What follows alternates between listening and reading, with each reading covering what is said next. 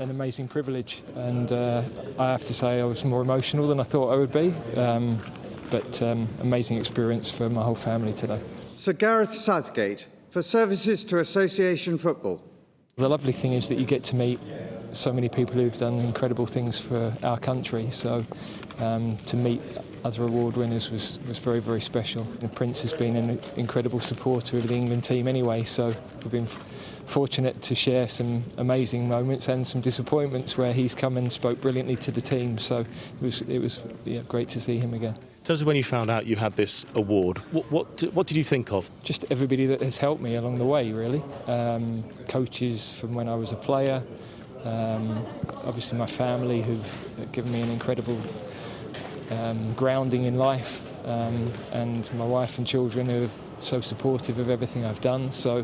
And then everybody that I've worked with along the way, because when you're a manager you're dependent on working with good people, so all of the staff, all of the players. What's the thing that's given you maybe time to look back on things with England, the most satisfaction? Yeah, I mean, I think results firstly, not quite where we wanted to get to at the very end, but I think still an incredibly consistent period of English football.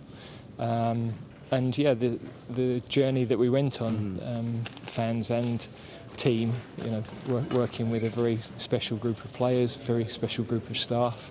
They're the emotional things that you look back on. Of course, the games are very important, but the relationships that you build and the times that you spend together with people that are close to you are very, very special. Highs and lows. What was the highest high? What were some of the not so great moments? Yeah, I mean, it's a constant roller coaster with England. I mean, I'll never forget walking around Wembley, having beaten Denmark in the semi-final and taken the country to a first final in over 50 years. That was, at a moment where the country had been through a difficult time with COVID, as had everybody. But so that was an amazing feeling of unifying people for the period between the semi-final and the final as well.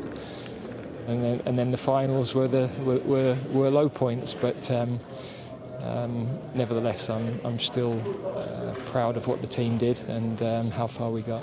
What pride does that have you now? Looking back now, you're no longer in the spotlight of being the England manager. What foundations do you feel you laid? Well, I think it's important for any manager to develop good culture, good behaviours with the team.